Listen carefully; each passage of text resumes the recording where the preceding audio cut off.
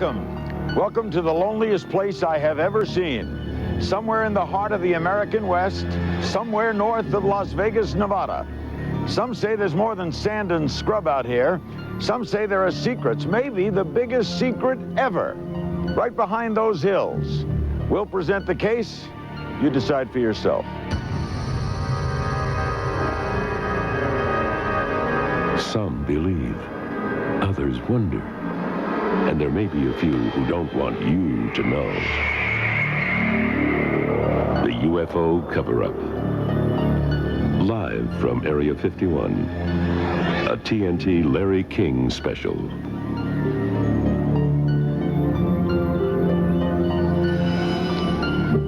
Hi, the TNT crew and yours truly are here live in Rachel, Nevada. We're about 50 miles from Area 51, that mysterious Air Force base that the Air Force denies exists. This is going to be an incredible 2 hours with great guests, interesting interviews, and of course we'll include your phone calls. We'll be giving you an 800 number where you can participate. Flying saucers, UFOs, little green men. They are more than incredible tales and tantalizing rumors. They're part of our history and our culture, even if they're just figments of our imagination. All around us, they're part of us, thanks in part to those wonderful folks in Hollywood. Watch. Your choice is simple. Join us and live in peace, or pursue your present course and face obliteration. A classic threat from a Hollywood alien. Shape up or die. It was 1952. The Red Scare was on. It wouldn't be the last time scriptwriters invented an emissary from space to show human dreams and fears. I think all movies have, from the beginning of the medium, plugged into extremely basic human yearnings, fears, fantasies of every kind. Since 1947, when real-life pilot Kenneth Arnold saw silver discs over Mount Rainier and coined the term flying saucer, people have been straining to see spaceships. And if they came up empty, there was always the movies. Holy cats. We finally got one. We found a flying saucer.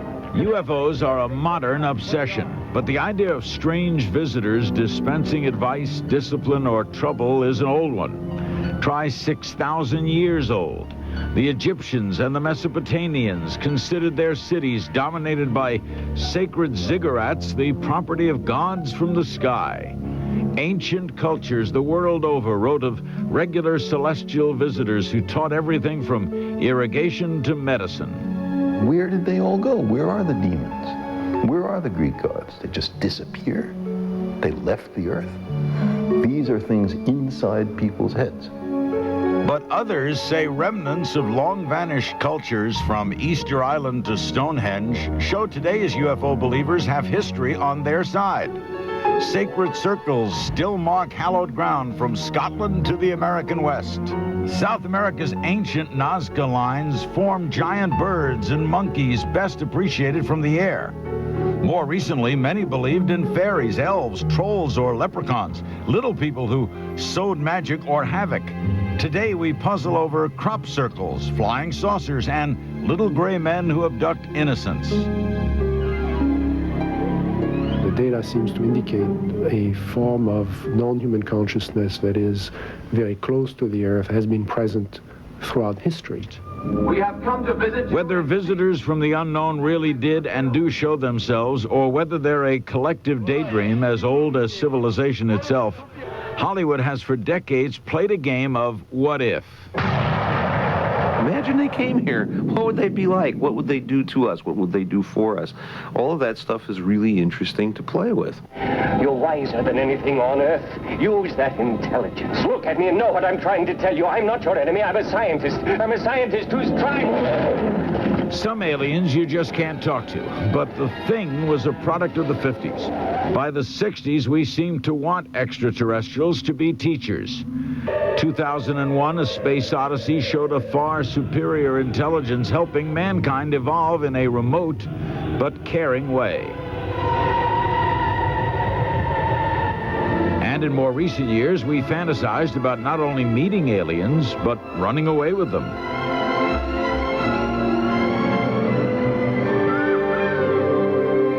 when the mothership in Close Encounters finally showed itself at a secret government landing pad piloted by benign, mischievous aliens, it was ordinary Joe Richard Dreyfuss who was welcomed aboard.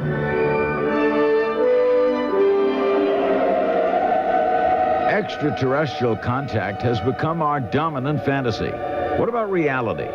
Do the movies simply reflect age-old yearnings to explore, to grow, to make contact? Or are they an attempt to make sense of an inexplicable real-life mystery? I think that people want to believe so much that it flies in the face of any logic. As Captain Kirk, William Shatner and the Star Trek crew encountered fictional aliens for 30 years, but that doesn't mean he believes in real ones. People interpret what they're seeing as science fiction because they want desperately to believe that they exist and that there is another intelligence out there that can, like Big Daddy, come and put their arms around us and gently say to the culture that has gone astray, Big Daddy's here, we'll set you on the path again, and everything will be fine. Almost at once, there followed the discovery of hyperdrive. The spinning round spaceship has become a cultural icon, a symbol for mystery, excitement, hope, maybe even rescue. Some say it's so pervasive it explains a lot of real-life saucer sightings. When people have been exposed to these stories on television with dramatic reproductions or dramatic visual aids, naturally that influences the story they tell. But last night I saw a flying object that couldn't have possibly been from this planet. But I can't say a word. I'm muzzled by army brass. A laughable movie, but to a lot of real-life military men, that's not a laugh line. Army and Air Force personnel do see strange things. They are ordered not to talk, as we'll see tonight. Some are talking anyway. We'll see that the U.S. government is holding back UFO files, contents unknown, while pretending not to be interested. We'll see how a U.S. congressman was stonewalled when he probed a legendary, unproven UFO story. The movies, the lunatic theories, and the desperate desire to believe all make it doubly difficult to investigate all this. But tonight, we'll try to play it right down the middle as we ask whether UFOs are the story of the century or just a case of wishful thinking by a troubled species hoping for company in a lonely universe. We are back in Rachel, Nevada with our first two distinguished guests. Stephen Greer is a North Carolina doctor. He does a lot more than watch the skies. He fires off messages, and he says that someone or something is responding. Dr. Greer is looking for close encounters of the fifth kind.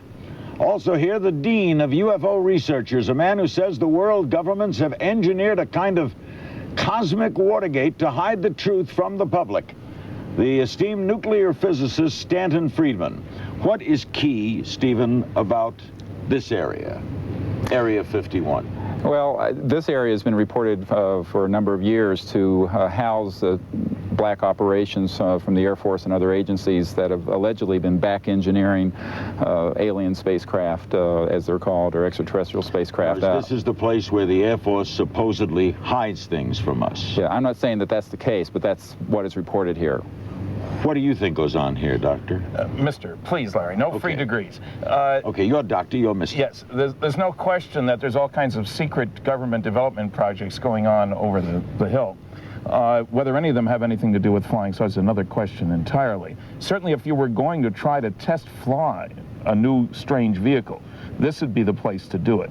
It's a huge area, access is prohibited.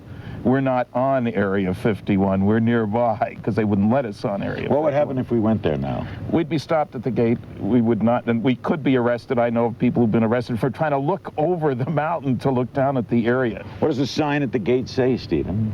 I haven't actually been over there. What's the name of this base?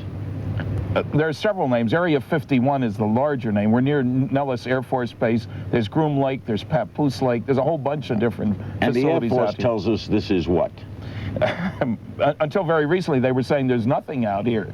No, that thing out there is not there. Yeah, it's not there. You can't look at it, and the guards can't look at your videotape on your camera because they're not cleared to see what isn't there. We'll get to that later. What, Dr. Greer, do you believe? By the way, your specialty is what? Emergency medicine, emergency and trauma medicine. So you're in an emergency room every day? Yes, well, not every day, but enough. You treat trauma patients? Yes. How'd you get into this? Well, it's a long story. I had an interest. My uncle worked on a project working on the Apollo mission, and I had an interest in space. And many years ago, I had a sighting at fairly close range of an object that was clearly not an airplane. And from that, my interest grew, and I developed an interest to the point that I founded a research organization called CSETI. Which stands for? Center for the Study of Extraterrestrial Intelligence. What, at this minute, do you believe? Well, you know, I separate my belief from what I know. Okay. What do you know? Okay. Our assessment at this point is that there is at least one extraterrestrial civilization which has managed to make its way to our corner of the universe. And number two, that there's no evidence at all that they have hostile intentions towards this planet. And number three, that the priority at this point must be trying to establish some sort of a liaison to them, some sort of a diplomatic liaison to them, and that's what we're working on. How do you know this? Well, I personally have been within a few hundred feet of these craft as they have been maneuvering. You've seen them? We have seen them. I've been on research teams that we have put out in areas where these objects have been seen, and we have been able to signal to them. We have been able to vector them within a few hundred feet of our location, 10 feet above the ground. There's no question in my mind that these are real and not a figment of anyone's imagination. Stanton, do you believe Dr. Greer? Yes, I believe Dr. Greer. My own beliefs are a little different in the sense that I agree with what he said, but I carry it a lot farther. I'm convinced after 36 years of study and investigation that the evidence is overwhelming that planet Earth is being visited by extraterrestrial spacecraft. That means some UFOs are alien spacecraft. Most are not. I don't care about those. Right. Second, we're dealing with a kind of cosmic Watergate. That means some few people in the government know what's going on, not everybody. Third, none of the arguments made by the debunkers like Carl Sagan and Phil Klass, who never refer to the relevant evidence, stand up under careful scrutiny. And fourth, we're dealing with the biggest story of the millennium. Visits to planet Earth, successful cover-up of the best data, the bodies in the wreckage from 1947 for 47 years. Why? I don't speak for the government, but I'll give you 5 reasons. Yeah. Go. One, we want to figure out how they work to make wonderful weapons delivery and defense systems. They can fly circles around anything we got flying. Rule number 1 for security, if you set up a secret project, is you can't tell your friends without telling your enemies. They watch Larry King, too. Second problem, the other side of the coin, what if the other guy figures out how they work before you do? How do you defend against them? You don't want them to know you know they know. Third, if there were to be an announcement made by highly trusted individuals that indeed some UFOs are alien spacecraft, what would happen? We can imagine church attendance would go up, mental hospital admissions would go up, stock market would go down. But I think the biggest thing that would happen, based on 600 college lectures, is that the younger generation, which was never alive when there wasn't a space program, would immediately push for a new view of ourselves, instead of as Americans, Chinese, Canadians, as Earthlings. And this plot is conceived to be hidden for these 5 reasons. By whom? I didn't give you 2 of them. Apparently the intelligence agencies have been running the show for a long time. I mean, the National Security Agency admits it's withholding 156 UFO documents. You're saying, Stanton, that the President Reagan knew about this and kept it hidden, or he didn't know? I think he probably did know and kept President it. Bush knows. Certainly Bush knows as head of the CIA beforehand. President Clinton knows. I have no idea how much he's been briefed. He's got a lot on his plate right now. He might have been told very little of the whole story. Yeah, my view on this is a little different, and that is that I don't believe that when most people in government say they don't know anything about this, they are really telling the truth. And I question whether the current president and some of his cabinet have been adequately briefed. This isn't to say that there aren't people in some of the agencies who know. I'm sure there are. But I think the control point on this is not where most people would think it would be. You've contacted them, or you believe you've contacted them? We have had limited exchange, yes. By what mean? By light signaling and by graphic signaling and what do you mean, through light other signaling? Like a well, Morse code? Basically, for example, if an object is arriving out in the field, we will try to engage it. By the way, I hope it happens now. Well, who knows? But we will signal to it, and then it will signal back congruently. Saying what? You'll beep what? It's not to say anything. It is simply to establish that they see us and we see them. 3 flashes back. That idea, Larry. I see. No, it's 4 flashes. We're here, you're here, we're there, you're there. Now, there have been reports of more advanced communication But I think one thing we have to back up and say is that any craft capable of getting here from another star system is not going to have technology that would be used by AT&T and what have you. So we have to keep a very open mind about what modalities of communication might be out there. Any of those government reasons logical to you, Stanton? Well, I worked on classified programs for 14 years. I've been to 15 archives. I know how easy it is to cover things up. And I know that the major concerns often are technological and power-oriented. So the fifth reason is economic discombobulation, Larry. You make an announcement, people think that soon there's going to be new methods of ground transport, air transport, energy production. That causes chaos on the stock market. We're going to take a break and come back. There'll be more guests, and we'll be including your phone calls. Our numbers are 1-800-348-3900. 1-800-348-3900. This is our TNT UFO special, Larry King in the Desert. We'll be right back.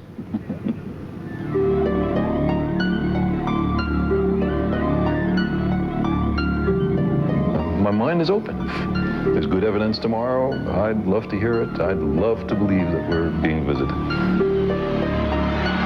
Coming up, the secrets of Area 51.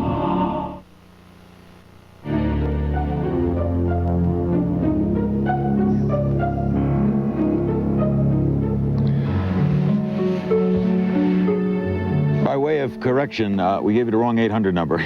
It's 800-448-3900. 800-448-3900, not 348. And if someone is at 348, we apologize. It's 448-3900. Welcome back. We're in Rachel, Nevada, in the shadows of the mysterious Area 51. Just behind us in the foreboding desert scrub, amazing things are going on. That much is certain. But a growing list of witnesses say that they're hiding more than just secret planes back there. How much more? Our crews went in for a look.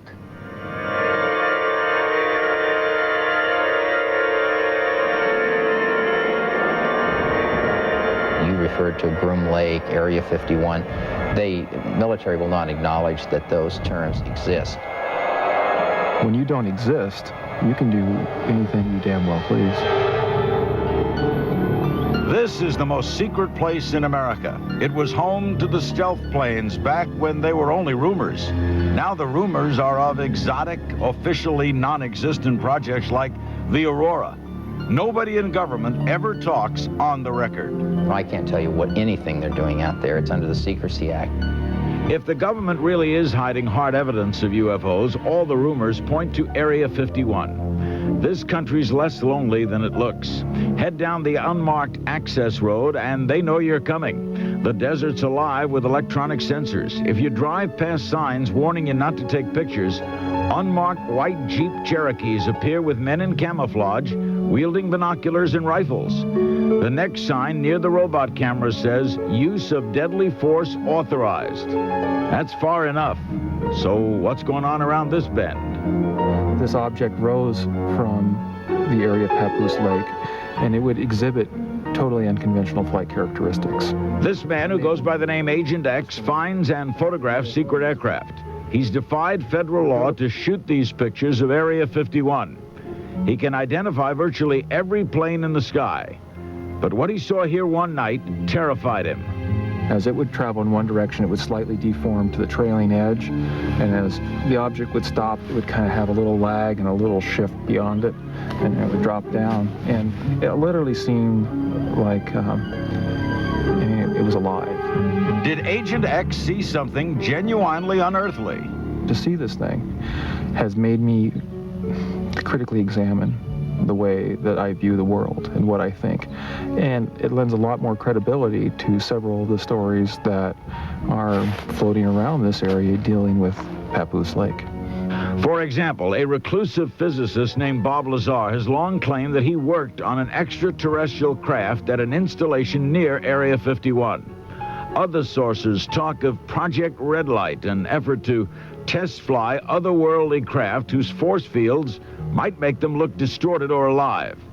I mean, if you're gonna see anything, this is where you're gonna see it. So believers are lured to tiny Rachel in the shadow of Area 51, where the first thing you see is a government radiation meter. Rachel is 100 people in one bar. the Little Inn, where saucer hunters trade tips and alien heads stands guard. And all kinds of folks stop by. I am an alien visitor, but I don't look like one. I'm in disguise. Glenn Campbell's seen all kinds. A computer programmer turned desert activist. He's running a one-man campaign to open up the secret base. My angle is, let's look at the government's secrecy, see if this is excessive. And if it is, and we can hack away at it a little bit, then eventually all these mysteries will be solved. Campbell's still undecided about UFOs, but he doesn't like Area 51 security patrols making arrests on public land or wiring it up with motion sensors. And he doesn't like the Air Force trying to seize even more land around Area 51. Between the security, the threats, the radiation meter, and the UFO talk, he says this is a scary place. People really are afraid of leaking things out. I see that. I used to believe that the government couldn't possibly keep a secret this big, but now I see that in this particular place it could. Nevada Congressman James Bilbray says yes, Area 51 has secrets to keep. And yes, the secrecy's justified. Didn't become a serious problem just until a few years ago when all of a sudden this rumor started that there were spacemen out there and they had a captured spaceship and they had bodies of aliens. Bilbray says he's been over a lot of the base that doesn't exist and saw nothing you might call out of this world. But he wants the UFO buffs banned from eyeballing Area 51. I read science fiction all the time. It's been something I've done since I was a teenager. But the fact is that they've got to understand you've got to balance that with national security needs. They cannot have access to a lot of facilities. Back at the Little Inn, the believers are anything but discouraged. Even though you may be totally skeptic about it, you've got this thing pulling you, saying, just in case. You sure would like to be there at the time.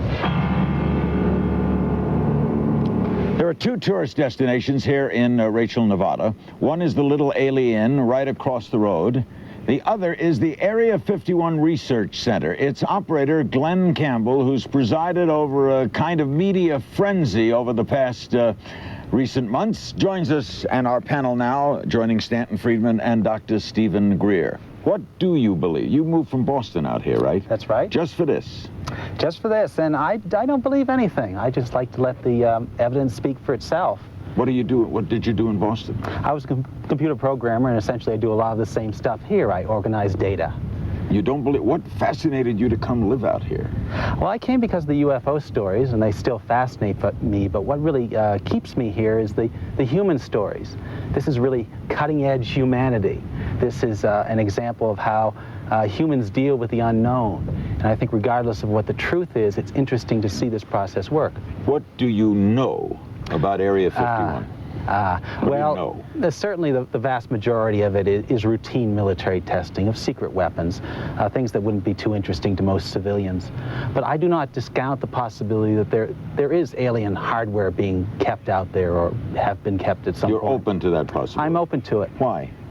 I continue to hear secondhand stories from workers who have been in there that suggest this. And certainly workers in there do not discount this possibility themselves. The workers in there, where do they live? They live on the base? Largely they live in Las Vegas, and they're shuttled up in jets. In jets? That's right. We can't land there. Can't even go over there, right? We can't do it comfortably, no. What does the Air Force say if we call them in Washington about that base? They'll say the area is used for training. How many people are there?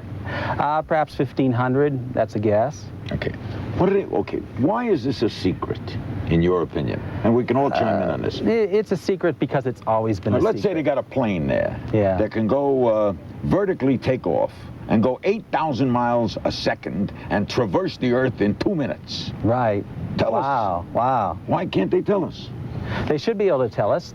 The secrecy has always been the modus operandi. Are they worried about Saddam Hussein? What? Yes. Who's the enemy? Good point. Good point. What do you think, Stephen? Why don't they just tell us? Tell us what the plane is.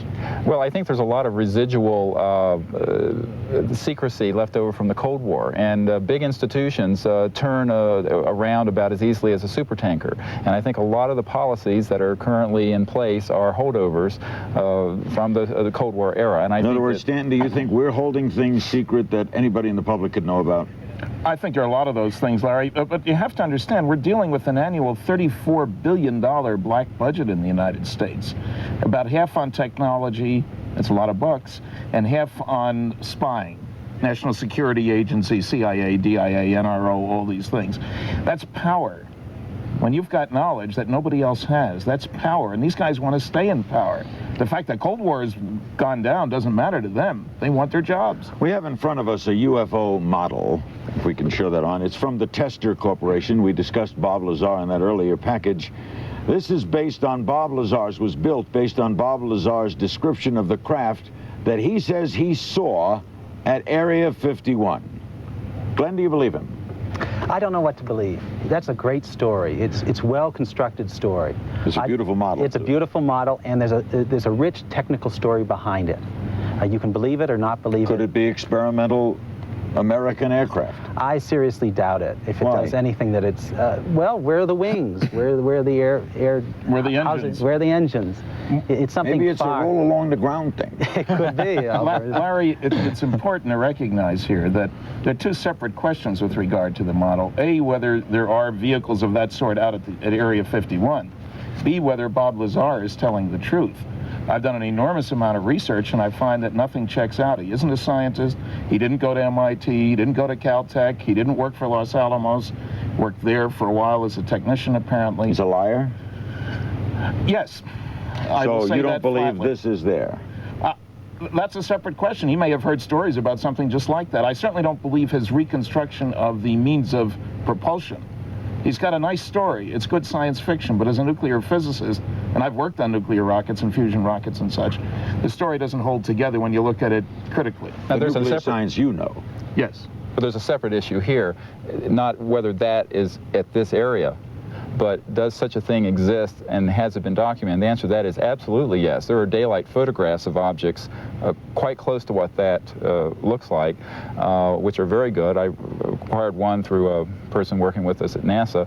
And I'll tell you another thing, and that is in England in 1992, we had a research team that was successful in vectoring into the field that we were operating in, within about 10 feet above the ground, an object that looked almost identical to that.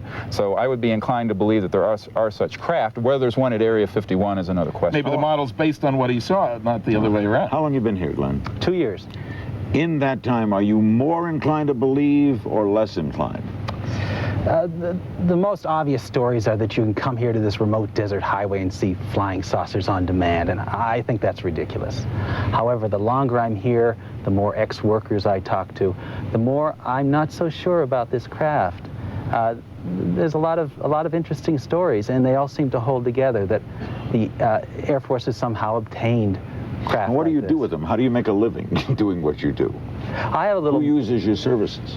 Oh, visitors come and buy my book, and I have a little mail order business where I sell documents relating to this. Largely, I live off my savings, though, from my previous life. A little boring out here? Oh, no, not at all. Not boring. It's a rich pageant of humanity. You blink and miss the city.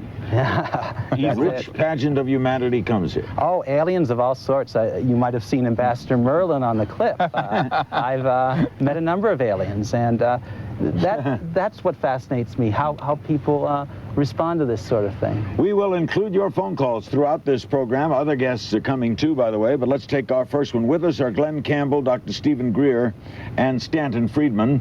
I'm Larry King, and this is our UFO special on TNT, and we go to Petoskey, Michigan. Hello. Hi, Larry. I have been interested in this in a long time. I have two questions.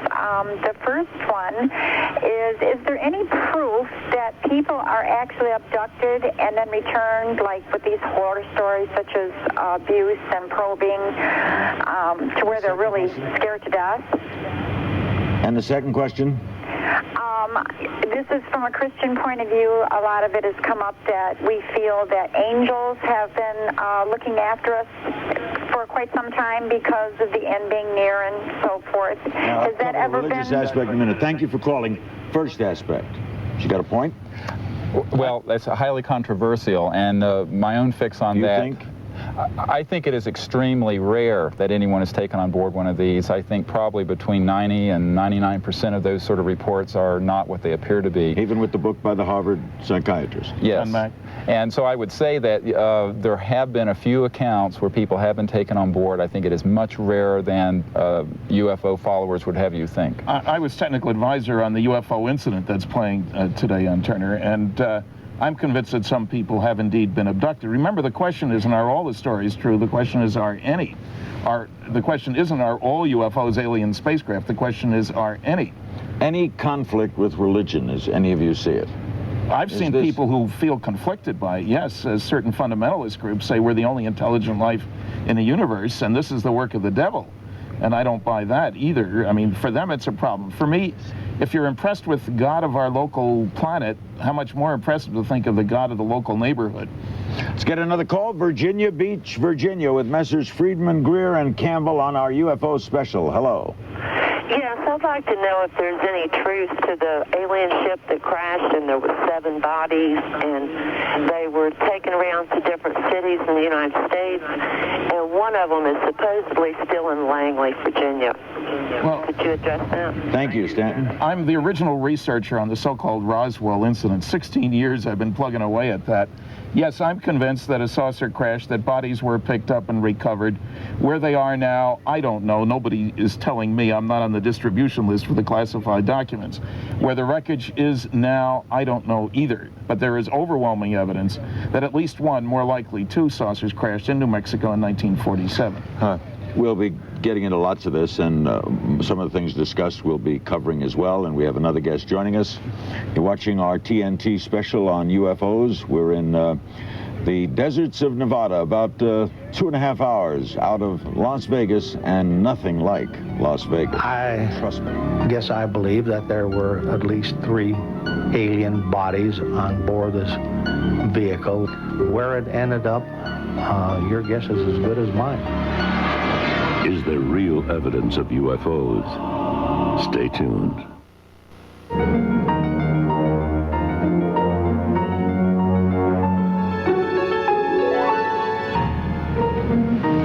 I'm looking. We're back in Rachel, Nevada. UFO folklore is full of great stories about the evidence that got away, the pieces of a crashed saucer, the incredible photos, the little bodies. So there are so many possibilities, but basically 2, really. Either it is all just folklore, or a very efficient cover-up that has snatched away at all of our conclusive proof. What are we left with? It's what a courtroom lawyer would call the best evidence. You decide how good it is.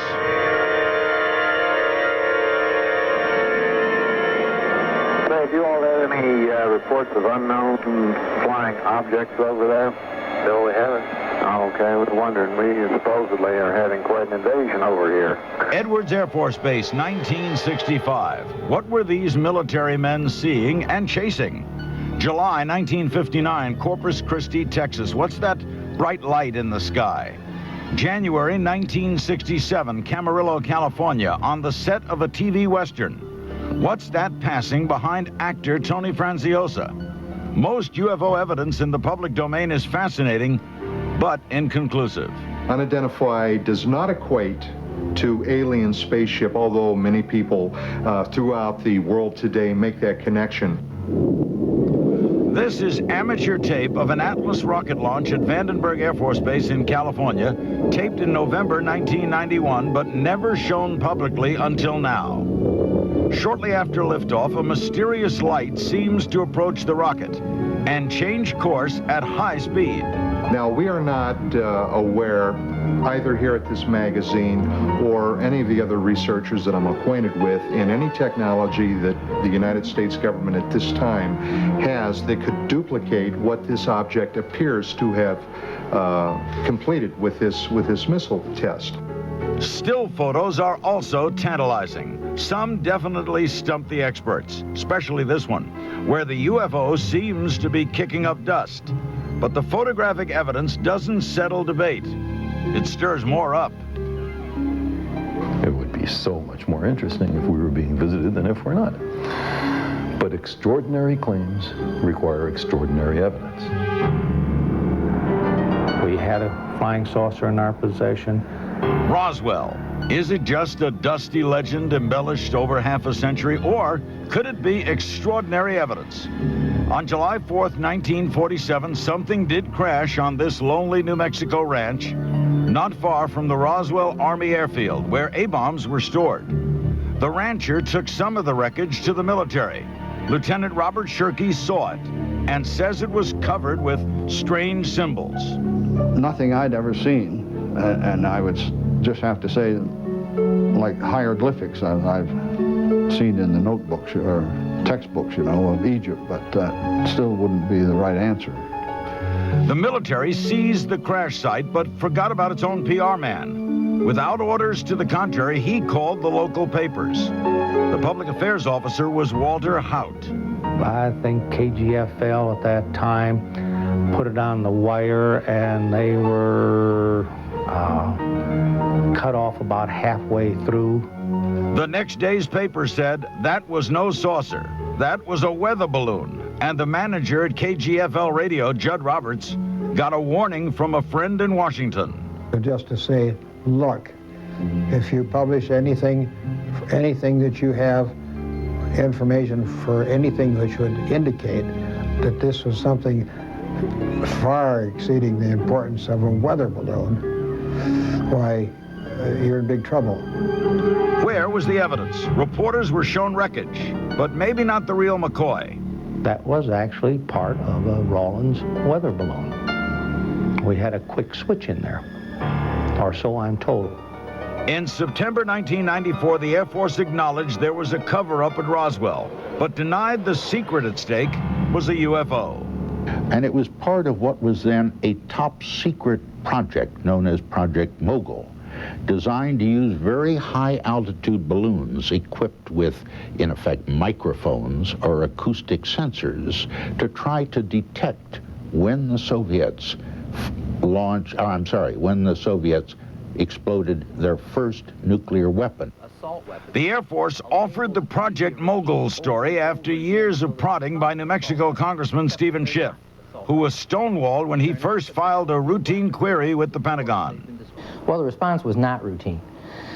The response was a letter from the Air Force that simply said, rather curtly, we've sent your letter over to the National Archives.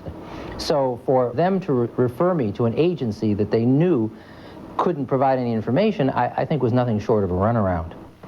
Many in Roswell today believe the new Air Force explanation is just another facet of a long-running deception. The town now boasts 2 UFO museums, which tell the story a lot of people want to believe. I guess I believe that there were at least 3 alien bodies on board this vehicle that did crash. The Air Force says an internal search uncovered nothing even hinting at a recovered UFO. But a July 1947 FBI memo says an object purporting to be a flying disc was transported by special plane to Wright Field for examination. Wright-Patterson Air Base in Ohio, long the focus of rumors about crashed discs and recovered bodies. I believe that this is an issue of government accountability, that people have a right to know, unless there's an immediate security reason why they can't. Schiff is having the General Accounting Office probe further, but few think if the Air Force is still hiding anything, the GAO could really expose it. So hard evidence of UFOs remains elusive. The stories are awesome, the proof is always just out of reach. There's not one case of convincing physical evidence. And scientists would give their eye teeth to get their, fingers on an extraterrestrial technological alloy or something like that. There's never been a case like that. At least not one we know about. We're back with Dr. Stephen Greer, Stanton Friedman, and Glenn Campbell, and we're joined now by a man who's written extensively on the Roswell incident and who believes the evidence is better than we have been allowed to see. He is Air Force Captain Kevin Randle. He's with us here in Rachel. You're in the Air Force Reserves. What got you onto this to begin with, Captain? It was actually my partner, Don Schmidt's fault. He thought there was other things that needed to be done in the Roswell case. We thought we would go to Roswell, we'd spend 3 or 4 days down there, we'd solve the case, we'd go home. 6 years later, we still don't know what happened, other than it was a crash of an alien spacecraft. Of that you're convinced? Absolutely convinced. Right. Now, you're an Air Force officer. In the inactive reserves, yes. But you were in the active Air Force? Yes, and in the United States Army as a helicopter pilot. What are they hiding? Alien spacecraft. Why? The bodies. I think in 1947, as they said, it was something that needed to be hidden. They wanted an opportunity to exploit it without having to worry about espionage. In 1962, the Brookings Institution did a study of what would happen if people of Earth were contacted by an alien civilization. Of the 15 disciplines, economists, anthropologists, theologians, 14 of them said it would be disastrous for our civilization. We know that the Army participated in civil rights violations in 1947 that they don't want to admit today. And we believe, as other people said, knowledge is power. As long as you know something I don't know, you're more powerful. But Captain, and you co-wrote with Donald Schmidt The Truth About the Crash at Roswell, right? And you feel, and you've advised networks and the like, and you've been prominent in this field for a long time. Why would this great story, as Carl Sagan said, the scientist's story of the millennium, the politician's story of the millennium, wouldn't a president love to go on television tonight and say, yes, they're out there? No, I don't think he would. You don't think so? I think a lot of the problem we have is the news media, the scientific community are afraid of losing their credibility. If you suddenly come out and say, yes, I believe in flying saucers and the United States government has one, and we cannot present you with the hard physical evidence, they don't want to hear that story. If Carl Sagan had that story, he wouldn't break it. If a famous scientist had that story, he wouldn't break it. I think that Carl Sagan has to see physical evidence, and Carl Sagan is not looking at physical evidence. He says, where's the physical evidence? Right. We have 4,500 landing trace cases where the UFOs have interacted with the environment. There is pieces of metal held in private hands, but we cannot get the scientific community to look at this stuff. They all say it doesn't exist. No one likes security unless a case of national interest. So you got to have security during wartime. The A-bomb, which is not far from here, had to be secured, and that was hidden very well. Why does this have to be secured? Impact on society, Larry. We can't neglect that. Based on what? What impact? What would we do if we knew there was life in another universe? How would this change my tomorrow? If they were out there, what would I do? Not go to Los Angeles? Out there, no way. If they're coming here, and if they are abducting people, and if government officials would have to admit they've been lying for 47 years, there goes the next election for all the people who have been lying. So you believe this is a vast political conspiracy between Newt Gingrich and Bill Clinton? They both know this. No, I didn't say that. I don't know what they know, but I think they've certainly had advice over the years not to break this story, that it would impact on religion, on economics, on all aspects of our life. The biggest puzzle of all, Dr. Greer, and all of you can jump in on this, it's been asked, I'm interested in your response. Why did they land here and not in Boston? Well, first of all, well, the fact of the matter is, and not Washington. This is commonly said, and what I point out to people is that in 1952, in July, shortly after we detonated the first hydrogen bomb, or around that time, there were 2 weekends in a row where they flew in formation over the White House and the Pentagon. There were Air Force people who saw it, airline pilots, a very well-described phenomenon. But they don't land there. Well, but Larry, they do land all over the country. As Kevin said, there are 4,500 physical trace cases. These are cases. 65 countries where they're seen on or near the ground, and when they leave. If you mean, why don't they land and charge admission to climb on board? Why don't they land and land here now? What, you're presuming that they're here to get on your show or to talk to the president or whatever. I presume anything. They're presuming, obviously they want to make contact. Why do they land in deserted areas when there's populated areas? But maybe they don't want to talk to Earthlings. Maybe we're not worth talking to. But you're why also speculate? You're forcing us to speculate about what's in the alien mind. We don't know. If we were talking about other races on Earth, at least we have the commonality of all being human. But now we're talking about an alien race, and the question that's also raised, when they crashed one in New Mexico, why didn't they come back and pick it up? Glenn, has the government made a, let's say there are no UFOs, has the government made a mistake in keeping this secret?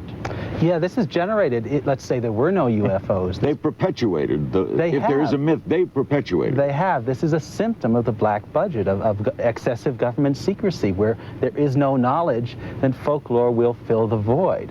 I'm not saying that this is all folklore here, but it would be, and that's probably what's confusing. But let me say something here. I think that the really horse is being, the cart is being before the horse here, and that is that in no other area of scientific endeavor do you have to have proof before you begin investigating it openly. And this is a hypocritical standard which I think some people like Carl Sagan have held up. If there's only a 1 in 10 chance that all the evidence that we know of to date indicates that we are being visited by an intelligent life form from another solar system, this is one of the most significant things in human history. And we do not have to trot out a dead alien body in order to begin to seriously, in the scientific community, begin to research. We need extraordinary investigation. That's what we need. Right. Why do you think so much is going on now, Captain Randall? Why this sudden upsurge in interest here?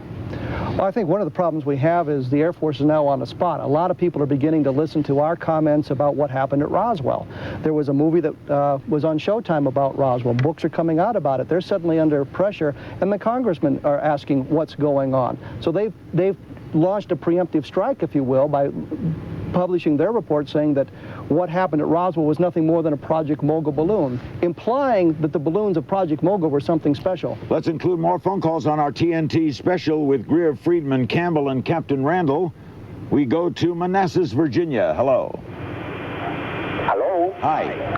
Yes, good evening. My question to the panel is the following. I understand the U.S. government cover up when it comes to the UFOs, but what I don't understand is why the UFOs, having all the technology they have, why don't they just land in front of your show or in New York where everybody can see them? We just asked that, sir, so we'll repeat it again because it does confound people. In our wildest dreams, we don't know, we can't think for the alien mind, as you said. But still. Well, what is it you want, Larry? In my lecture, I don't deal with any of the stuff you've seen, our listeners have seen. I deal with facts and data. 5 large-scale scientific studies. The biggest one isn't mentioned in the 11 anti-UFO books. Project Blue Book, Special Report 14, data on 3,200 sightings. All of the debunkers are aware of it. None of them even talk about it. We don't talk about mysticism, about strange behavior out in the wild. Stan, that this is an advanced culture that can do things we can't do? Well, certainly. One of the laws you learn when you study technology is that progress comes from doing things differently in an unpredictable way. The future isn't an extrapolation of the past. The nuclear rockets I worked on aren't just better chemical rockets. Entirely new physics. Then isn't it logical to say, when you say, what do you want? Isn't it logical to say they're studying our culture by only visiting remote areas? But they don't only visit remote. They're seen over big cities. They're seen by multiple witnesses. There's sightings right over New York. Larry, if you look at the congressional testimony of 1968, 12 scientists. There's loads of reports, multiple witness sightings over big cities, radar sightings, sightings by astronomers, by pilots, by meteorologists. Whatever you want, it's there if you look. Spring Valley, New York, for our panel. Hello. Yes, hi, Larry. I have a question for your general panel. I understand there's an area not far from where you are in Groom Lake called Area S4, and this Area S4 supposedly has even more high-tech covert black projects in operation right now. I was wondering if any of the panel knows about this. Thank you, sir. Glenn? That story comes from the story of Bob Lazar. That he claims that these craft he worked on were at Area S4. I have not heard that from other sources, however. Papoose Lake is a very good place to have a secret saucer base. It's many miles behind even Groom Lake. All these people, these 1,500 who work at this Air Force base here, keep this secret? They fly back and forth to Las Vegas? They have the fear of God. They were flown out here this morning? Not this morning, it's a weekend, but on weekdays, yes. Well, let's take it a step further. What happens if they're working on a secret airplane? Okay. Nothing to have to do with flying saucers, but they're working on a secret airplane. Aren't they keeping that a secret? And they kept the A-bomb, a great secret. Right. One of the tens of thousands of people. But let me point out, you don't have to look into a secret area. From the last 3 years, there have been hundreds of videotapes of these objects maneuvering over 22 million people in Mexico City. And so it's not a question of being remote or even in secret areas. If I flew a small plane over there now, what would they do to me? You'd lose your license, Yeah. probably. Like flying over the White House. We'll be right back with more and more of your calls. We've got a full hour to go. This is our special Live in Rachel, Nevada. We'll be right back.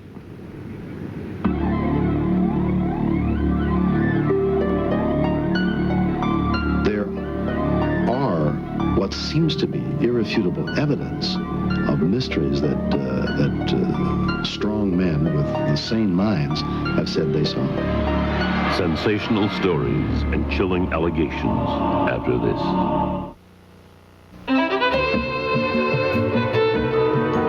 Imagine video like you see in the movies.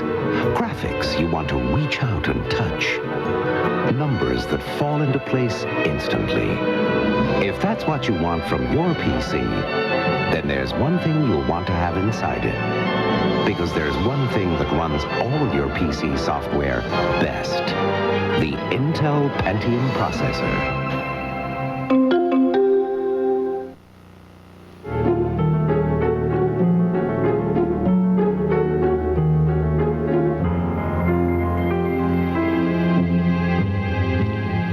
We're back in Rachel, Nevada. Our phone numbers are 800-448-3900.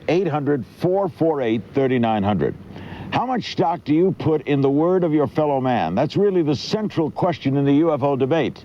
Whether to believe the witnesses who step forward and say they saw some hair-raising thing to tell. How good are they? You decide. But first, listen to one of our most distinguished national leaders. He's talked to plenty of witnesses, and he's made his decision.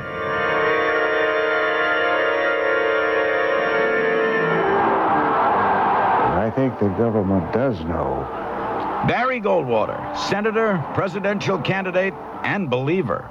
I can't back that up, but I think that at Wright-Patterson Field, if you could get into certain places, you'd find out what the Air Force and the government knows about UFOs. From his ham radio shack outside Phoenix, the senator disclaims direct knowledge of UFOs, but he does confirm a disturbing story about an exchange with General Curtis LeMay. Reportedly, a spaceship landed and was all hushed up, quieted, and nobody have never heard about much of it. I called Curtis LeMay and I said, General, I know we have a room at Wright-Patterson where you put all this secret stuff. Could I go in there? I've never heard him get mad, but he got madder than hell at me, cussed me out, said, don't ever ask me that question again. The most arresting arguments for the reality of UFOs come not from photos or documents, but witnesses, like Robert Dean, retired Sergeant Major, U.S. Army. Dig into this thing and tell the American people the truth. Dean was attached to NATO in Paris in the 1960s. He says a series of UFO incidents over Eastern Europe almost touched off World War III because each side thought they were seeing a secret weapon from the other side. NATO finally launched a secret UFO study, says Dean, and in 1964, he saw the astounding result. I couldn't believe my eyes because it confirmed everything I had ever suspected, that we were really not alone, and apparently the human race had never been alone. And the reality of this thing, the fact that we were dealing with several high-technology extraterrestrial civilizations, and the technology that they had demonstrated repeatedly to the Soviets and to the NATO forces was literally beyond belief. By appearing here, Dean, who now lives in Tucson, is violating his national security oath. NATO has denied the report he saw ever existed, but Dean even claims it contained autopsy reports. The 12 small bodies on this big disk that crashed near the Baltic in '63 were almost absolutely identical. Stories like Dean's can't be verified, but if any of this is true, why aren't the witnesses silenced? Dean believes at least some powerful people in government, people with some of the answers, don't mind him speaking out. He believes if Congress held open hearings, dozens more would step forward. They're asking for congressional immunity for violating their national security oath. And that is not asking a hell of a lot. The most controversial witnesses of all are the alleged abductees. If this is true, it's the biggest event in all human history. Bud Hopkins has hypnotized hundreds of subjects, and many alleged kidnap victims, men, women, and children, draw pictures of the aliens with disturbing similarities time after time. There's anger. How can they do this to me? There's perplexity and confusion. What is this all about? No one explains anything to me. And of course, there's an enormous amount of fear. Some of the abduction stories are so strange they're hard to discuss. But many witnesses seem to genuinely believe UFO occupants have stolen their eggs and sperm to manufacture a hybrid race. Such talk does plenty to discourage respectable scientists from tackling UFOs. Then again, a long parade of witnesses do report similar humiliating encounters.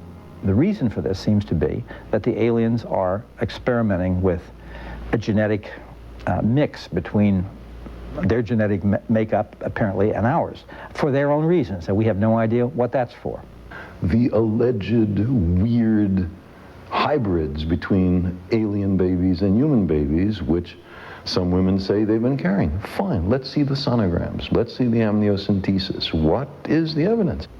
I always felt it would be a very embarrassing position to be, a difficult position to be a prosecutor in a murder case with two eyewitnesses and have Dr. Sagan on the jury, because you have to say, I don't care what they saw. We don't listen to what people see, which is an absurd position. In my opinion, those few psychotherapists who have picked up and embraced this idea of alien abductions will in time be sued for practicing witchcraft without a license. You consciously pining for it would at least make up a happy story. But many UFO witnesses are far from happy. Some even get injured, like Betty Cash, her friend and grandson. They were driving near Houston one night in 1980 when they saw a glowing, beeping object in the sky surrounded by military choppers. Soon after, all three suffered symptoms of radiation sickness, headaches, and hair loss. The witnesses, but their case was dismissed. Despite the misery and risk of ridicule, however, Cash and a lot of UFO witnesses stick to their stories. And not everybody dismisses those stories. I'd like someday to be alive when they divulge all this stuff. He doesn't hold back, does he? Let's reintroduce our panel. Captain Kevin Randall, United States Air Force Reserve's U.S. UFO researcher. Dr. Stephen Greer, founder and international director of CSETI. Stanton Friedman, nuclear physicist, UFO researcher and lecturer. And Glenn Campbell, Area 51 activist. Okay, what about, start with you, Captain, the Air Force story of September 8th, that it was this Project Mogul balloon? What's interesting is the Air Force announced in 1947 they had a flying saucer. 3 hours later, they said, no, it's a weather balloon. Now they've gone back and looked at their files. They said, we lied in 1947. We looked at our files again, and it's a weather balloon. No, they said they told the truth 3 days later in 1947. No, they said they lied in 1947. It wasn't a weather balloon, it was a balloon. But they're implying that Project Mogul had some special. They had polyethylene balloons, but according to the Air Force report, the launch they're talking about on June 4th, 1947, flight number 4, logical balloons, weather balloons. Mac Brazel, the man who found the debris, said in the report, which the Air Force cleverly leaves out, that he'd found similar devices on other occasions, and he says, this is nothing like those. He would have recognized them. Why didn't Sheridan Cavett, who now says he was with Marcel on the field, he said he recognized it immediately as a balloon, why didn't he bother to communicate this little bit of intelligence to Jesse Marcel? Why did the Air Force, do you think, Stanton released this on September 8th? I think, I agree with the notion that it was a preemptive strike. I think it's a terrible piece of work. I've gone through it and the 200 and some pages of attachments, the non-Mogul stuff, because I was aware of Mogul. And they're internally inconsistent. It's massive misrepresentation. I can only hope, I think, that they were trying to delay when the day of reckoning would come, and they would hope that the media, being lazy about UFOs generally, unlike you coming out all the way here, would treat it as a fait accompli. The story is over. And the New York Times did that, which really makes me angry. Front page, 60-column-inch story with nothing about the special nature of the people who were involved in the group. We're dealing with the only atomic bombing group in the world. We're dealing with outstanding individuals. Not a word about that in the New York Times. They tell you everything you always want to know about Mogul, which is why would the New York Times not want to break this story, Stanton? Come on. I guess they don't know that there is a story to break. They haven't done their homework, and they refuse to admit that for 47 years they've been guilty of sloppy research. One of the 10 PhD theses that's been done about UFOs, most people ignore that there are any, is about press coverage. And there are scathing remarks in that about the unwillingness of the press to do its job. Wouldn't the press Don't not ask be me willing? why. I'm not a newspaper publisher.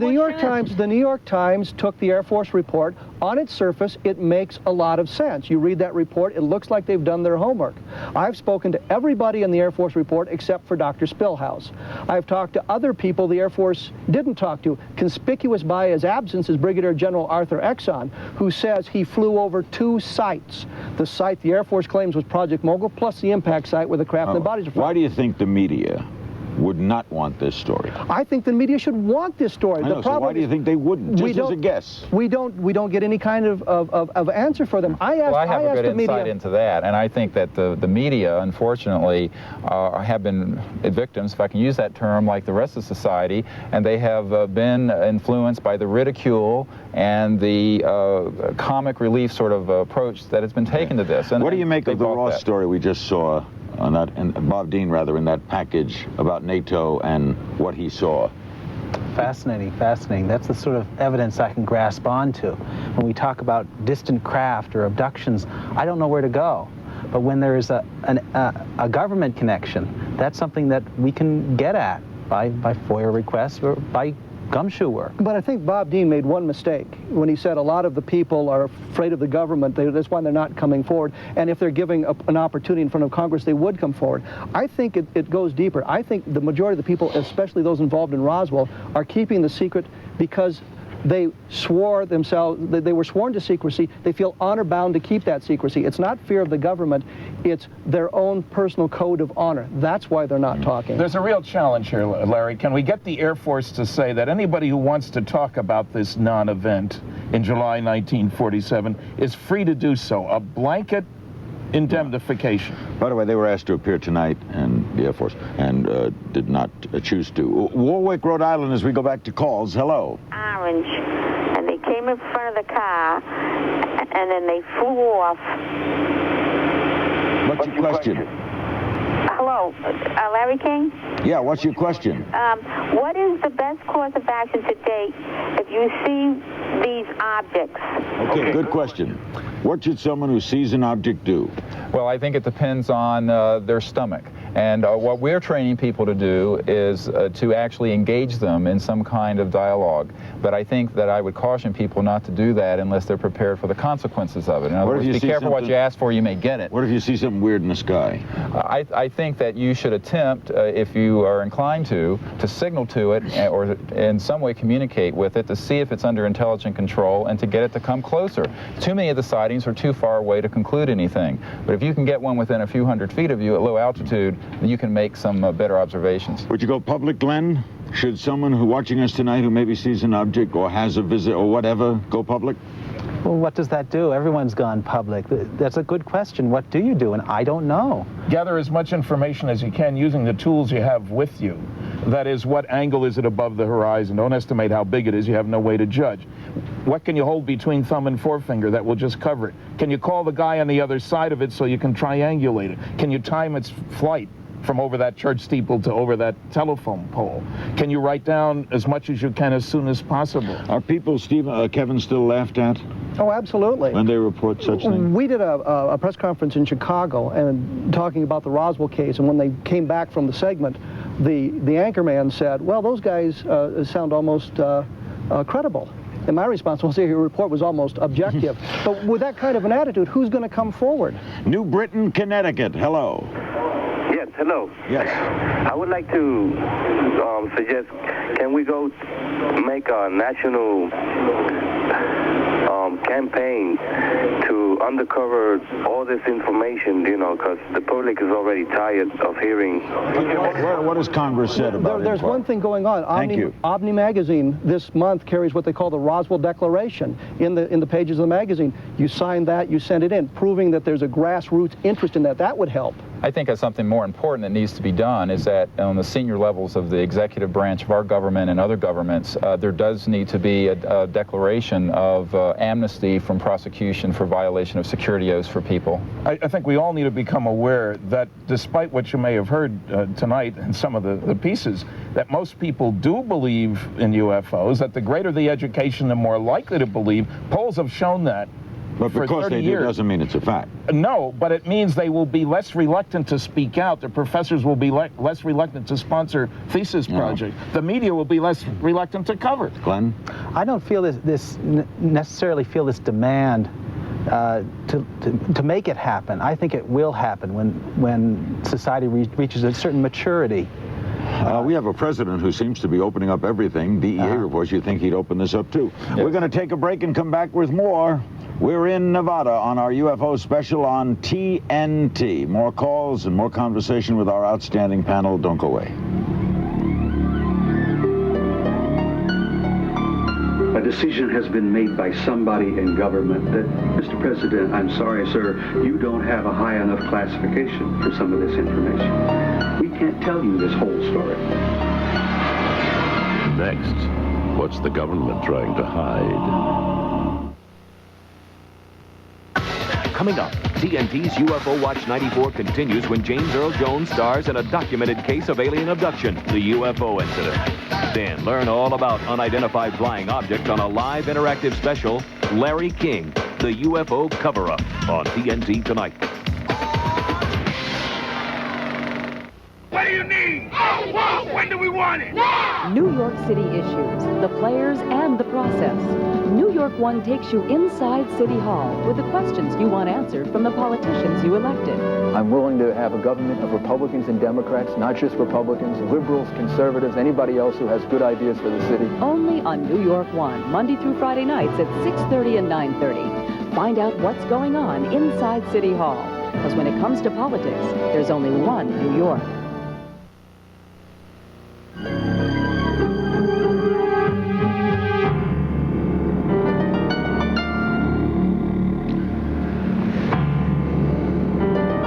By the way, when the sun goes down in the desert, so does the temperature, and hence the coat. It's getting a little cold. If you think a lot of the UFO lore seems too wild to be true, well, congratulate yourself. You're thinking critically. Not everybody does. The field is awash in weird, frightening stories supported by hardly a shed of proof. And in preparing this program, we found some of the wild stories may come from a surprising source.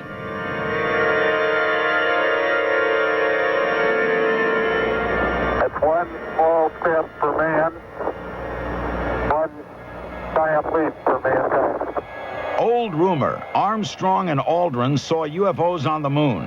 Newer rumor, the Mars Observer wasn't really lost, but is secretly orbiting the red planet, taking pictures too fantastic and frightening to release. The guy spent 10, 15 years on Mars Observer. Those guys are out of work today. They're not off somewhere and walking out with a secret smile on their face. This is nonsense. This is truly nonsense. Dive into the UFO subculture and you see why establishment scientists don't. Welcome to the world's weirdest rumor mill. Secret alien underground bases, secret alien joint government terrorists performing unspeakable medical procedures on people. Not a bit of proof for any of that. We have to ask ourselves, what's the genesis of stories like that? Incredibly, there's evidence that some of them come from inside the government itself. And he pulled out a plain brown envelope. And as he did so, he said, my superiors in Washington have asked me to show this to you. I was out in a place called Crossville, Alabama. Linda Moulton Howe is a TV journalist who probes cattle mutilations and UFOs. While producing a report for HBO in 1983, she says she was invited to Kirtland Air Force Base in New Mexico by an agent of the Air Force Office of Special Investigations. She was led to a secure room and handed a document which shocked her. It began a very dry and brief summary of, according to this paper I was being shown, the crash and recovery of silver discs in a variety of locations in the southwestern United States and a place in the northern part of the nation of Mexico. According to this paper, there were 6 of these small, gray-skinned, large-eyed, noseless, slit-for-a-mouth beings, and that one was alive. Howe was told she'd been chosen to break the story of the century. She was promised official film of saucers and aliens. She told her bosses. Then came delays and excuses from her military connection, and ultimately nothing. HBO lost faith, dropped Howe's project. Was she exposed to genuine secrets or a weird hoax? Either way, what was the point? It seems to be a concerted effort to spread disinformation. Researcher Jenny Randles had a similar strange experience while probing a 1980 incident at Bentwaters Air Force Base in England. Security patrols spotted a glowing object through the trees and came upon a metallic capsule-shaped thing hovering in a clearing. A U.S. Lieutenant Colonel led a chase and wrote up an official report. But that's not all. A few days after the incident occurred, a base security police officer who has never gone on public record since, despite the fact that many of the witnesses have done, came out with this amazing scenario of aliens in the forest, contact with the base commander, which almost every other witness I've talked to since has categorically denied had taken place. Why would military sources seek out UFO researchers to peddle wild, uncorroborated stories? Many charge it's part of a secret push to discredit them.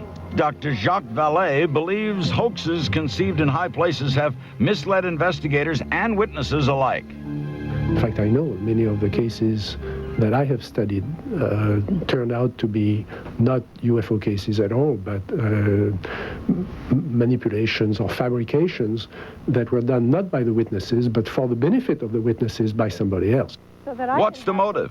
Some say ridicule. If the idea is to hurt people's credibility, it's worked. And when real events happen, when there are real crash discs or there are real beings that walk into somebody's pasture and they see them, we'll just make sure that ridicule and disinformation immediately follow, and that will keep everybody, including the media, from paying any attention. Now, I think that has been a policy decision. Take the controversial Majestic 12 papers supposedly prepared in 1952 for President-elect Eisenhower. They discuss recovered saucers and alien bodies. The papers surfaced in California in 1987, but Linda Howe was shown some of the same language in her odd encounter in 1983. And another shadowy source told Jenny Randles about Majestic 12 in 1986. If the papers are real, they're astonishing. If they're fakes, they're clever fakes from the same sources who had contact with Linda Howe and Jenny Randles. Why? Disinformation has several purposes. One, it's to muddy the water. Two, it's to get a little bit of information out in such a way that they want to know how people respond to it. I think possibly the problem is that there are real documents out there which are the smoking gun that everybody is looking for. One answer, mix kernels of truth with dollops of nonsense and feed it to UFO believers with a built-in penchant for the bizarre. Presto, deception and confusion. Believers sound crazy, the truth stays hidden. Does that sound paranoid or plausible? We have some very clever people working in our government who have been manipulating the public mind for well over 50 years. Our panel will comment on what we've just seen. We'll take your reactions as well by phone when our special continues. Don't go away.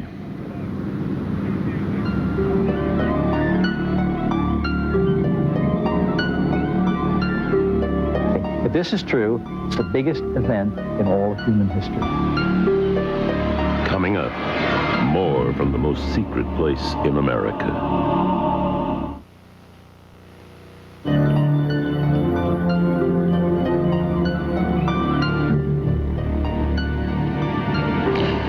back with our UFO cover-up special.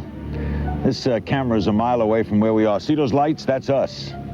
And behind us is this beautiful sunset on this October 1st evening in Rachel, Nevada. Our guests are Kevin Randle, Captain United States Air Force Reserves, and Dr. Stephen Greer, founder and international director of CSETI, Glenn Campbell, Area 51 activist, head of the Area 51 Research Center here in Rachel, and the noted nuclear physicist and UFO researcher Stanton Friedman. We'll start with you, Kevin. What did you think of what we just saw there about those tabloids and what they do to this whole story? I personally believe that if they didn't exist, the government would be creating that to keep the curtain of ridicule down.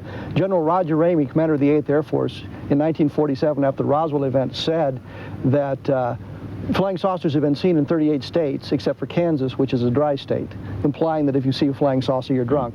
Air Force, the government, everybody still implies if you see them, you're drunk, you're crazy. But it does hurt you, stories like absolutely, absolutely. 12 senators are aliens. We're all lumped into that category. We're all crazy, and they imply that we all believe that sort of thing. Hurt you, do you think, Stephen? Yes, I think it hurts the whole field, and I'll say this, that I'm a skeptic about a lot of things, and I think about 90 to 95% of everything that's written and said and broadcast on this subject is rubbish, and I'll go on record saying that. However, there's a core of it that is true, that is obfuscated by all these other disinformation stories. I think some of them are just human folly. I think some of them actually are deliberately planted into the culture to put people off the trail. Stanton? A perfect example in this Air Force report on Roswell. The statement is made that the story got big play because the National Enquirer carried an article about Major Jesse Marcel in 1978, and then it says UFO researcher Stanton Friedman, me, then started interviewing witnesses and so forth. The article appeared 2 years later. It's total baloney, but it sounds great. AP picked up on that part of the story. Totally wrong. Glenn, what do you make of that kind of media approach? I seriously doubt, personally, that there's a lot of government disinformation involved. I think that ufologists do it all by themselves, just by being themselves. You don't think the government's influencing the globe? Oh, I don't think the government is that powerful. I think they could drop a few drops. I think you're absolutely right, and the thing is, if there weren't the organizations like the Globe to do this, the government would have to invent them. They don't have to do it. They just sit back and let us do it to ourselves. Right. Well, back to this perplexing thing. We'll get right back to the calls as to why the government doesn't want its citizenry to have information. It's still perplexing to me. Well, there are very good people in the government who do, and let me say this. We've been working, CSETI, and we have a project known as Project Starlight, which has been working with senior people in our government and governments elsewhere. And there are a lot of people who really do want this to come out. The problem is that the government is not a monolith, and you have compartmentalized areas of information that a lot of people can't get to. You would be surprised the people in positions of authority who can't get to the information in their own government. Let's go back to, you want to say something? Yeah, there's an important part of this. If an announcement were to be made, really carefully, there would be an immediate push, I believe, on the part of the younger generation for a view of ourselves that would require that we owe our primary allegiance to the planet. We're Earthlings instead of Americans, Russians. You mean nationalism would end? Yeah, and no government on this planet wants its citizens to owe their primary allegiance to the planet rather than the individual government. Michael Rennie's speech, at the end of the day, the earth stood still. Let's go to some more calls. San Francisco, hello. Yes, Mr. King, my question is, my name is David, and I'm originally from Pine Bush, New York, which seems to have a substantial amount of UFO activity and sightings. And what I'm wondering is there any research going on in that particular area of the country right now? There's a whole book about those sightings by Ellen Crystal. There are a lot of people who go up there for more or less regularly to see UFOs, but the thing I have to point out is I check all my audiences, more than 750 states, 9 provinces, all over the place. And typically I find at the end of my lecture when I ask, at least 10% believe they've seen a UFO. But then I ask, how many of you reported what you saw? Only 1 in 20 of the 10%. sightings are common, reports are uncommon, but investigations are rare. One night I used to do color on the Miami Dolphin broadcast. We're flying back, I think in 1971, 72, beautiful evening. Forget where we had played. And there was a white light off to the right of the airplane where we were, like at our altitude. It wasn't an airplane. It wasn't a star. It glowed and got a lesser glow and then a higher glow and then a lesser glow. We walked up to the pilot. The pilot said, I don't know what it is. He reported it. It was not on the radar. And in about an hour, it went away. What was that? An unidentified something in the sky. So I saw a UFO. But not necessarily a flying saucer. Right, not necessarily. Could have been anything, right? Could have been anything. Yeah, and this is an important distinction, that we try to focus in on events that are close enough range that we can distinguish that it is not something conventional. Philadelphia, hello. Hi. Dr. Stephen Greer said something interesting early in the show, and that was that on several occasions he's signaled these saucers and seen them up close. I'd like to ask him if he's ever taken any video or still pictures of these sightings and signalings he's done with them. Good question. Yeah, we do have some videotape and still pictures. I'm not a videographer or photographer. What does it take? You put up the camera and you take pictures? Well, we have people on our team who do that, and I think... Have you shown them everywhere? I have shown them. I think we gave them to your producer. I don't know if you're going to show them in the broadcast or not. And what I would point out to people is that there are dozens of photographs and hundreds of videotapes now. This is not an unusual thing. If the media would spend 10% of the time they're spending on O.J. Simpson or Whitewater to look into this, they would find there's a tremendous amount of good evidence out there. What do you think Goldwater meant, or General LeMay meant when he told Goldwater, got mad at him, don't ask me about this? Yeah, I've spoken to Barry about this, and Senator Goldwater felt, and I think what was intended was that, yes, there is something there, there's smoke and there's probably fire, and do not ask about it because, from what I understand, Curtis LeMay himself did not have access to this area where this stuff was kept. We'll have more on our UFO special from Rachel, Nevada on TNT. I'm Larry King, back with our guests, some more phone calls, another very interesting package right after this.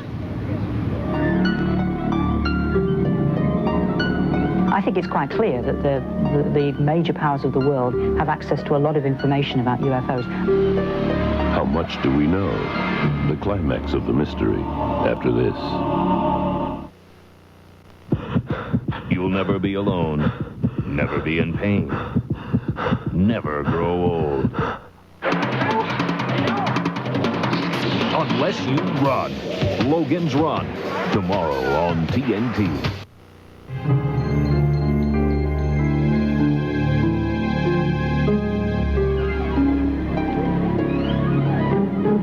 It is now cold in Rachel, Nevada.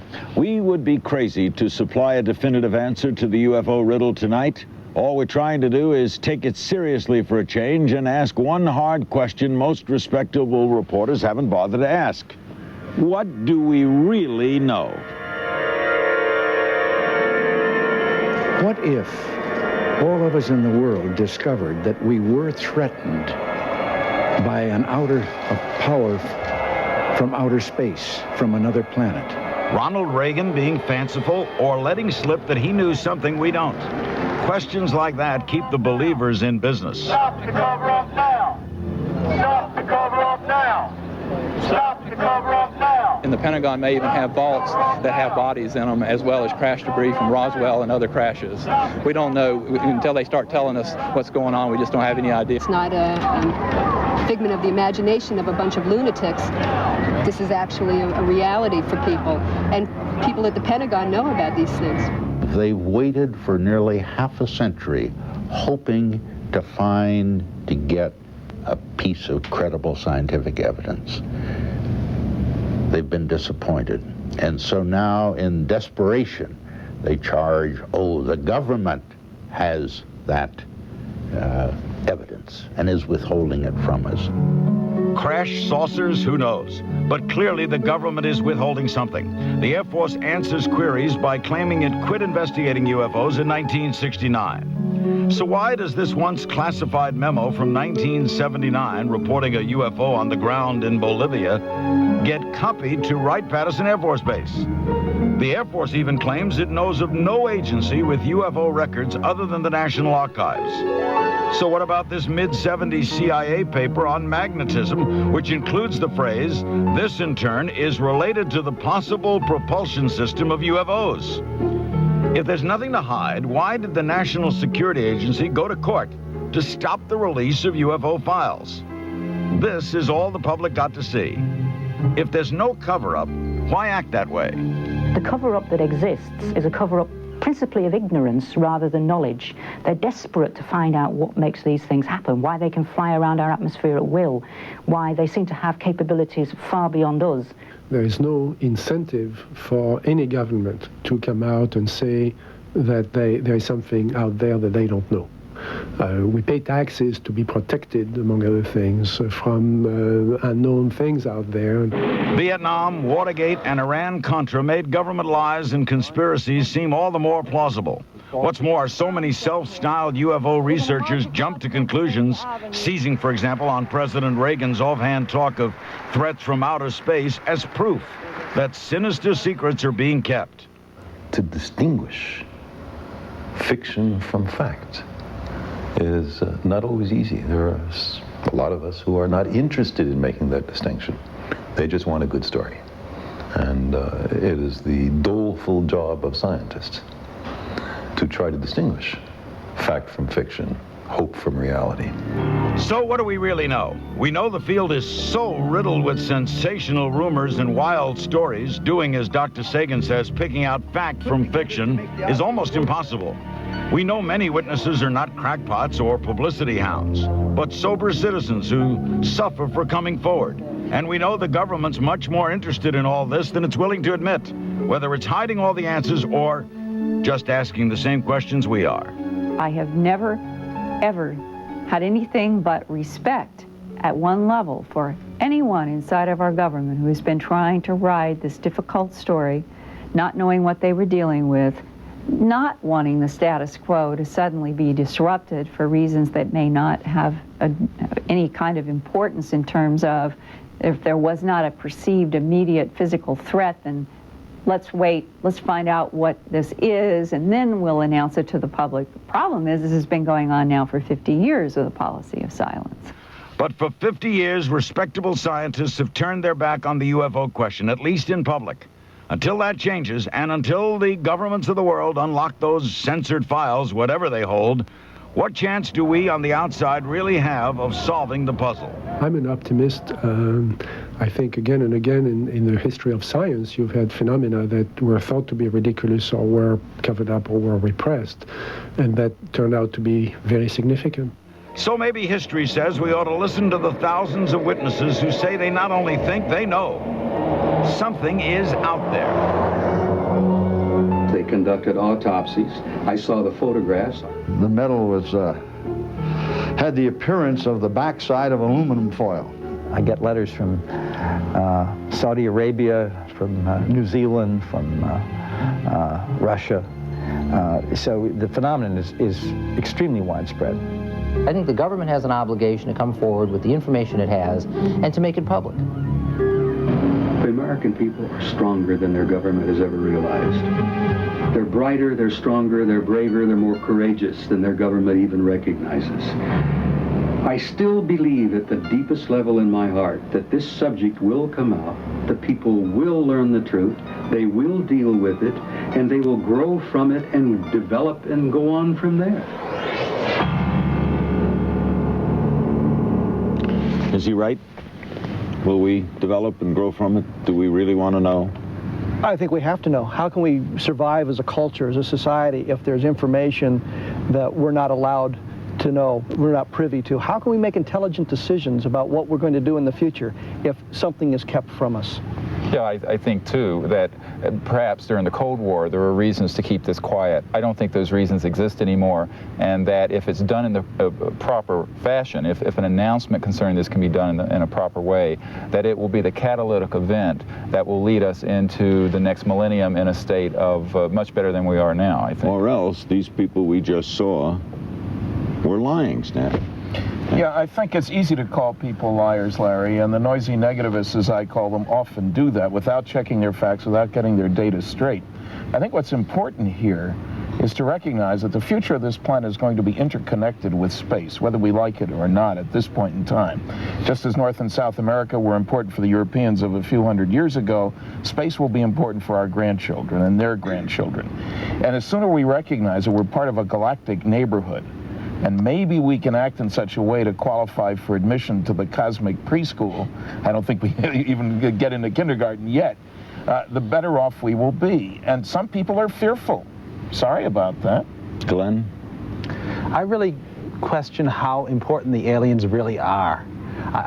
Really? I think that fundamentally we retain our humanity. Our world is here. If they are out there on the moon or circling around or coming and taking our cattle, that doesn't really change our life here. We still have to be human. If the story hits, the government releases some information, we still have to go back to our jobs the next day. Everybody's got to do what they got to do tomorrow. That's right.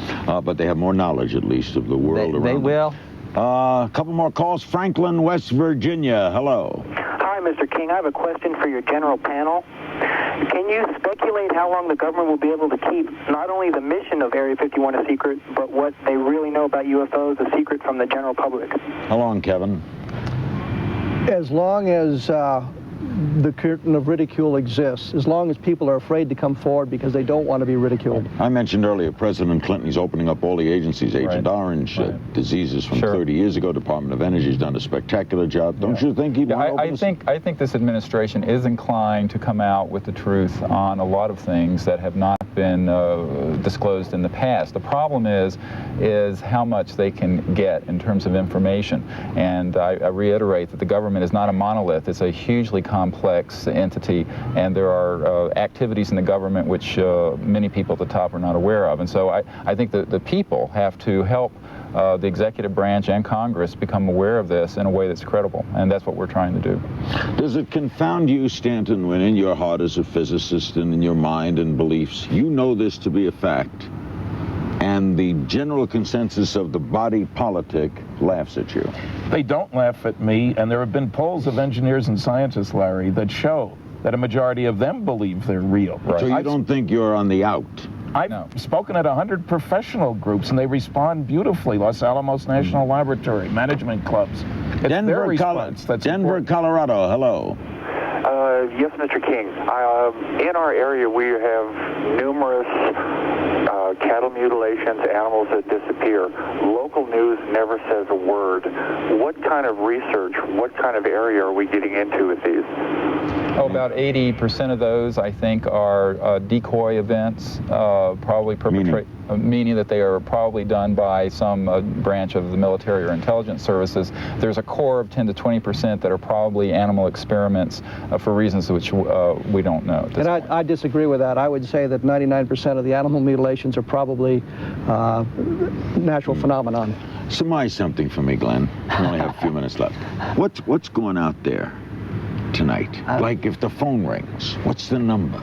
What's the number? Yeah. Area 51? What's the phone number? I don't know. All right, what is the 702. 702, right. 702 something. What does the switchboard operator say? Who's there? What are they doing? Gosh, I wish I knew. But things are going to change now. We are at a crossroads, as they say. At this point in history, things are different now. We do not have this Soviet threat that all this secrecy was hidden behind. Right. You can hide anything behind our dire enemy. What do you think's going on out there now, Kevin? I think that there's just experimentation on the next generation of fighter or bomber aircraft. Do you think there's any alien evidence out there, too? I don't think so, but that's my personal opinion. I don't think it's involved out there, no. Dr. Greer. I honestly don't know what's going on at Area 51. I will say that I'm certain that there are current operations dealing with deep space network and telemetry into space and what have you, where people are aware of the movements of these spacecraft in real time. And what I'd like to focus on is not things that happened 50 years ago, but the fact that here tonight somewhere there is activity which can be traced and can be documented, and what we need to do is to somehow to establish contact with whoever is behind this phenomenon. All right, when do you think, Stanton, your evidence, as you see it, will be accepted? I don't know that it's been rejected. It hasn't been presented in the right places, I guess. I'm an optimist. I think, again, because of Hazel O'Leary on your show, talking about Bill Clinton and the Department of Energy, 33 million pages of stuff. And since they weren't involved in the beginning of the cover-up, that they will have guts enough to open the door to the data. And I think that'll happen within the next few years, before the end of the century. Funny thing to say. Do you think another thing might happen? Glenn, do you think maybe they'll come to Washington, these aliens, and say hello? I have the feeling, personal, that they probably obey the prime directive, and that comes from Star Trek, that they should leave us alone and let us conduct our own lives. They seem to not want a lot of attention. Let me say, though, I do think that within the decade that it is likely that an undeniable event will transpire. The proliferation of video cameras and other technologies are such that some of the events that had happened and waves of UFO events that had happened in past decades, if they were to happen now in 1994, there is a higher and higher chance that this would result in undeniable evidence. Are you encouraged that this administration would help? Yes, I do. Therefore, you think President Clinton does not now know what you may know? I really shouldn't comment on that. What does that mean? That's a mysterious. Well, I just don't. What I think is that the current administration and cabinet level people are probably not informed to where they should be, and to the extent they have been informed, it has probably been disinformation and not information. Kevin, optimistic or pessimistic? Oh, looking at the history of our government in the last 50 years, I'm fairly pessimistic. I think it will take some kind of an outside event for us to really learn what's going on. Glenn? I'm neither optimistic or pessimistic. If the story hits, it will cause a big stir in the media for a while, but we'll go back to our regular lives. Just for a while? Come on. Well, picture hard copy will be there tomorrow morning up in Pluto. Picture the O.J. Simpson, brouhaha, and multiply that by 10, and maybe you might have the UFO thing. Sex in space. Oh, it would be incredible. I think it'll be bigger than that, and I think that what you'll see is a transformation in the way we look at ourselves as a people. We will evolve into a global society instead of national ones. Are you optimistic? Yes, I'm very optimistic, in fact. And you, Stanton? I'm optimistic. I'm concerned that the American people are nowhere near enough aware of how much stuff is being covered up as we speak. The huge black budgets, all the documents, that scares me. Thank you all very much for being a terrific panel and for participating in this show that started in daylight and ended in darkness. Our guests have been Kevin Randle, Captain, United States Air Force Reserves, Glenn Campbell on the far end, Area 51 activist, Dr. Stephen Greer, and Stanton Friedman, nuclear physicist and UFO researchers. This has been another one of our series of TNT specials. We do these about twice a year for our sister network. Our regular home is Larry King Live on CNN. We thank you very much for joining us. We hope that you learned a lot tonight and found it both entertaining and informative at the same time. We also want to thank everybody associated here in this wonderful little spot on our treasured earth called Rachel, Nevada, for their wonderful cooperation, and this great crew as well, our producers and the entire staff. Thanks for joining us. Have a great time, and bye.